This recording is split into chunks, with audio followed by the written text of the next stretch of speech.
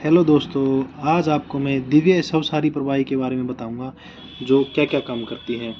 देखना, दिव्य शवसारी खांसी, जुखाम, अस्थमा, दमा, फेफड़े फूलते हो, सांस चढ़ता हो, एलर्जी हो, नज़ला हो, आप किसी भी प्रकार के कफ रोग में इसे ले सकते हो और डॉक्टर की राय से लेने का तरीका इसका 10 से 15 ml गुनगुने पानी के साथ सुबह व शाम ले सकते हो और मात्र 85 रुपये में मिल जाती है। किसी भी पतंजलि स्टोर पर आसानी से मिल जाएगी।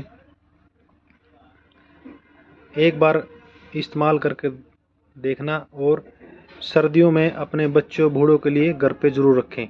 दिव्य शवसारी प्रवाही।